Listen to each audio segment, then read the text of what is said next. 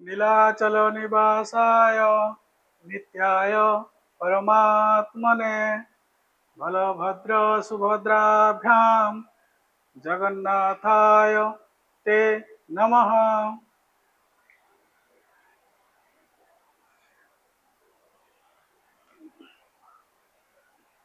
अधुना अहम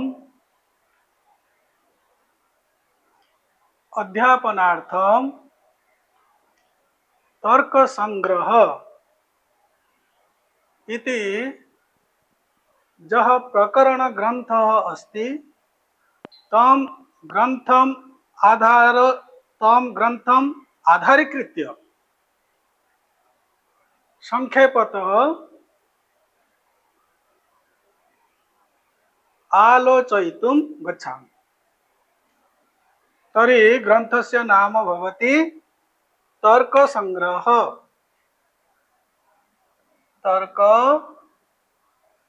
संग्रह।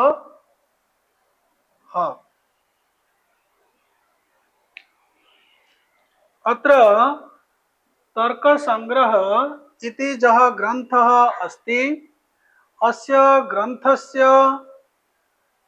नामकरणे या यथार्थता ग्रंथकारेण विहिता अस्ति सा तु सहजो बोधगम्या भवति।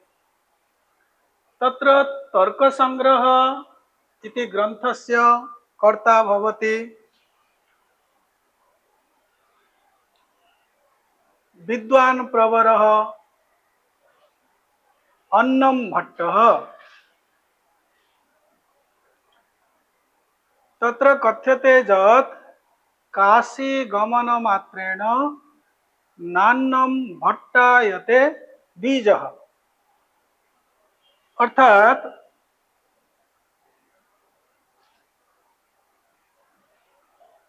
अन्नमभट्टः बहु शास्त्रविद् आसीत्। सः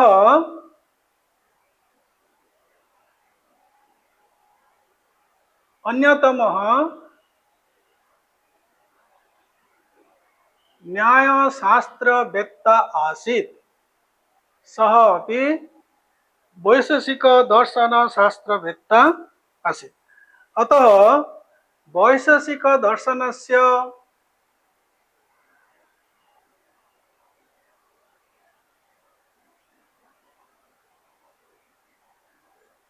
सिद्धान्तम् आश्रित्य न्याय दर्शनस्य सिद्धान्तं च आश्रित्य जः एकात्मकः प्रकरण ग्रंथः रचितुं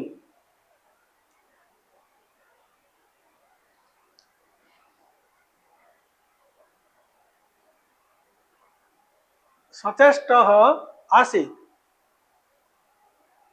स एव अन्नमभट्टः भवति। तत्र तर्क संग्रह इति ग्रंथं नीत्वा अन्नमभट्टस्य पाण्डित्यं पूर्णतया स्फुटीभवति। तर्क संग्रह ग्रंथस्य मंगलाचरणं भवति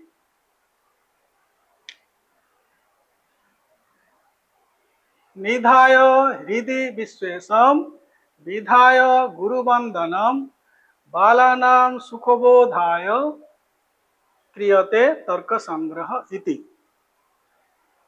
तत्र तर्क संग्रह ग्रंथस्य प्रतिपाद्य विषयस्य सहजतया बोधनार्थं तर्क संग्रहकारेण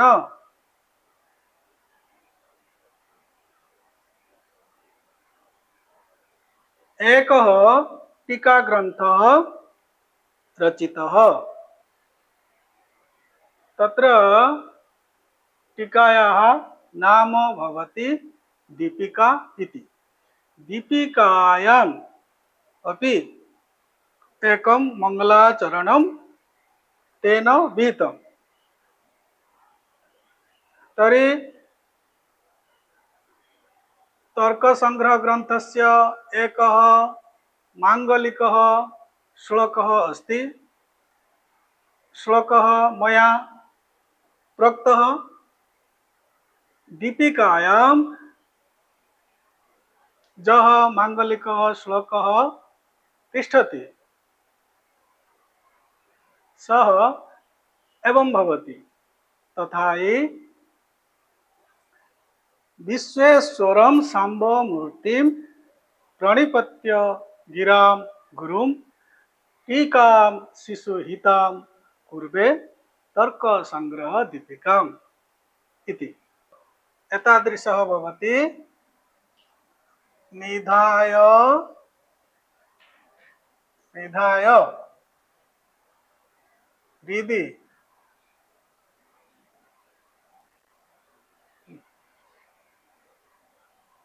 विश्वेश्वरं विधाय गुरुवंदनं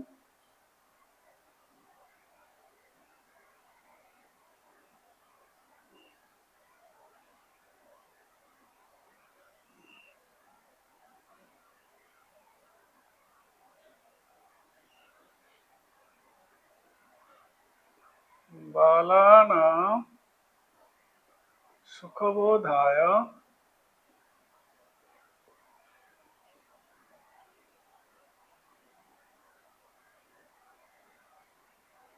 क्रियते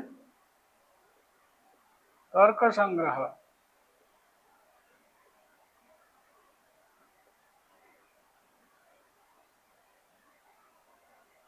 तर्क संग्रह।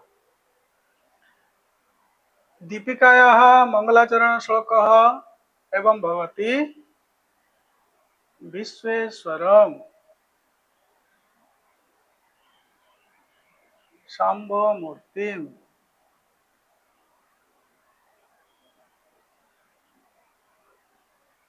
मूर्तिं प्रणिपत्य गिरां गुरुं टीकां शिशुहितां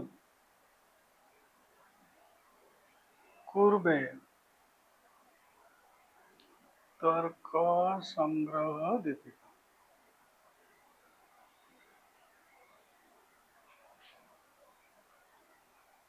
तर्क संग्रह दीपिका इति। तर्हि श्लोकद्वयस्य कीदृशः सरलार्थः श्लोकद्वये निहितः अस्ति सः अत्र वक्तव्यः भवति। तत्र आदौ अस्ति निधाय हृदि विश्वेशं विधाय गुरुवन्दनं बालानां सुखबोधाय क्रियते तर्कसंग्रह इति। तर्हि अस्य श्लोकस्य अर्थः भवति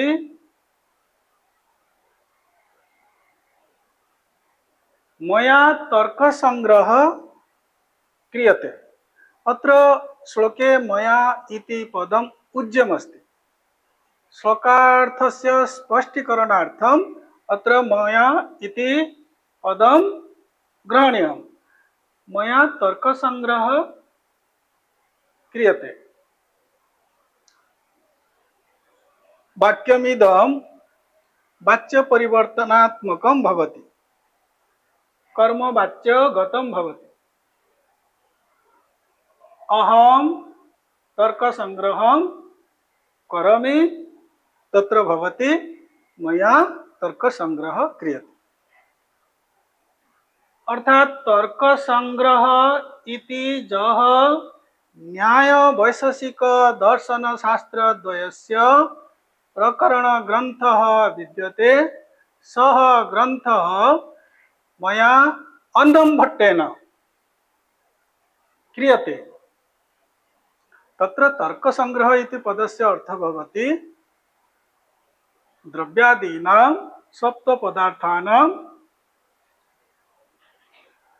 स्वरूपकथनं यत्र संक्षेपेण तिष्ठति सः ग्रन्थः तर्कसंग्रह भवति। तत्र तर्कः इति पदस्य अर्थः भवति पदार्थः, तर्कः इति पदस्य अर्थः भवति पदार्थः, तर्कसंग्रह इति पदस्य अर्थः भवति तर्काणां संग्रह, तर्कसंग्रह। अर्थात द्रव्यम, गुणः, कर्म, सामान्यम, विशेषः, समवायः, अभावः च इति सप्त पदार्थाः वैशेषिक दर्शनानुसारं तिष्ठन्ति। तेषां सप्त पदार्थानां सार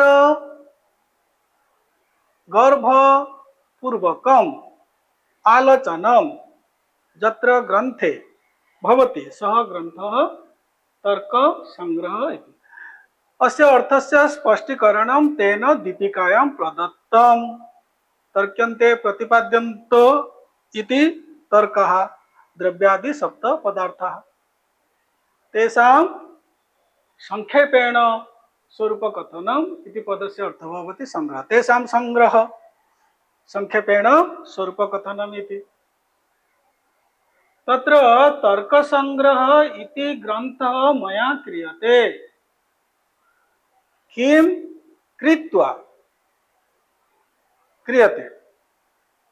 ग्रन्थ रचनात्मकं कार्यं प्रति अत्र बहूनि कारणानि सन्ति। निजकृत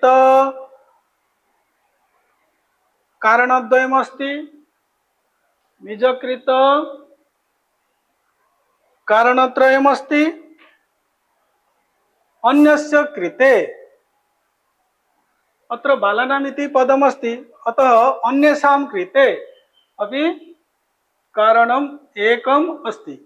परन्तु व्यापकतया यदि आलोच्यते तर्हि अन्येषां कृते त्रीणि कारणानि सन्ति। प्राथमिकं कारणं भवति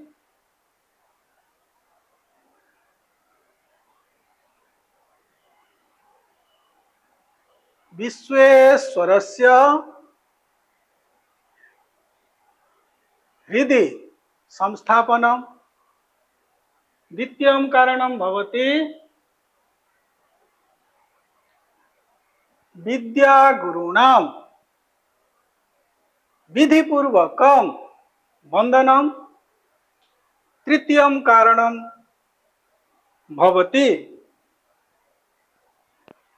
ग्रहण धारण पटु योग्यता संपन्नानां प्राथमिक विद्यार्थीनां कृते दुरूह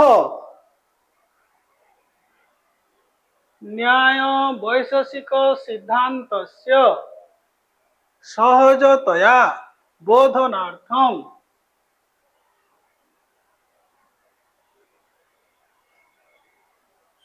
यथा सारल्यं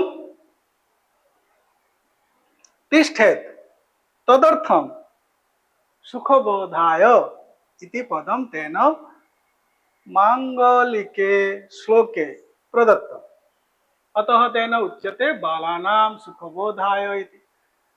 तर्हि अहम् अन्नं भट्टः तर्कसंग्रह इति प्रकरण ग्रंथं करोमि। किं किं कृत्वा? तत्र उच्यते विश्वेशं हृदि विधाय गुरुवंदनं, विश्वेशं हृदि निधाय गुरुवंदनं विधाय च तदनन्तरम् एतादृशं मांगलिकं कार्यं तेन कथं क्रियते तत्र उच्यते बालानां सुखबोधाय। तर्हि ग्रहण धारण पटु योग्यता संपन्नानां प्राथमिक शिक्षार्थीनां सहजतया तर्क संग्रह इति ग्रंथस्य प्रतिपाद्य विषयम् अवबोद्धुम् इति। अतः श्लोकस्य अर्थः भवति मया तर्क संग्रह क्रियते विश्वेशम अर्थात जगन्यंतारम महादेवम हृदि नितराम संस्थाप्य विद्यागुरुणां विधिपूर्वकं नमस्कारं च कृत्वा ग्रहण धारण पटु योग्यता संपन्नानां विद्यार्थीनां सहजतया बोधनार्थं च इति।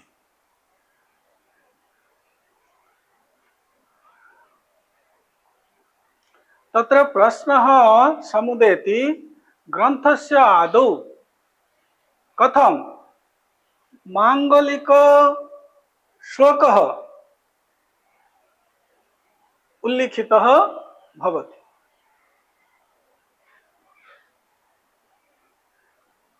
तत्र दीपिकायां ग्रंथकारेण सविशदं स्पष्टीकृतम्।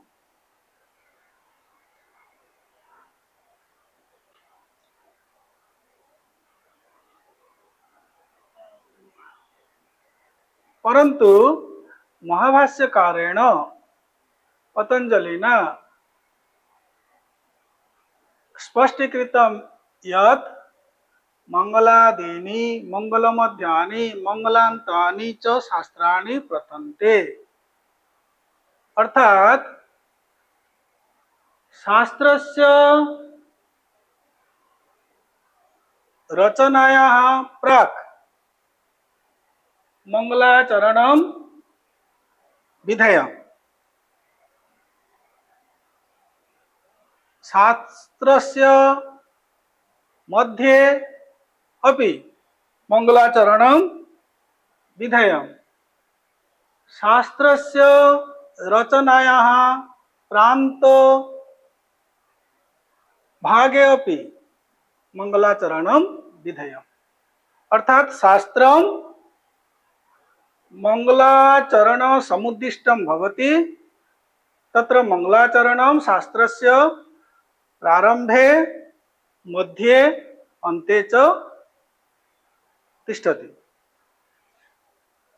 तर्हि तेन उक्तं मंगलादीनि मंगलमध्यानि मंगलान्तानि च शास्त्राणि प्रथन्ते।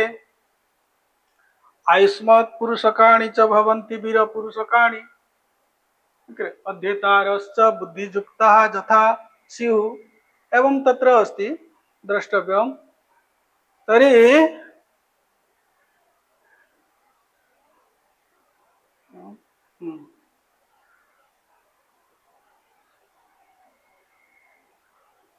शास्त्रस्य जे अध्येतारः तिष्ठन्ति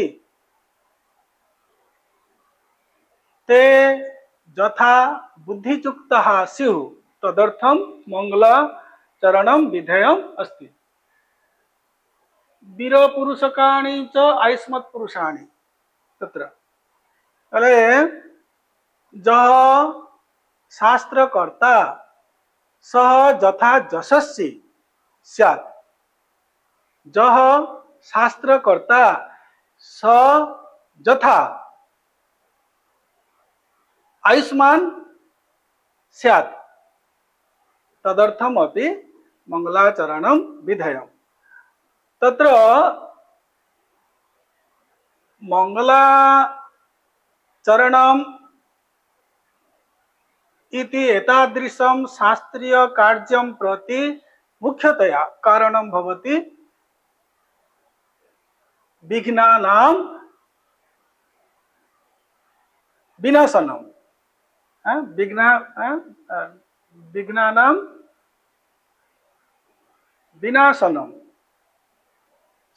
न तो विनाशनम विनाशनम।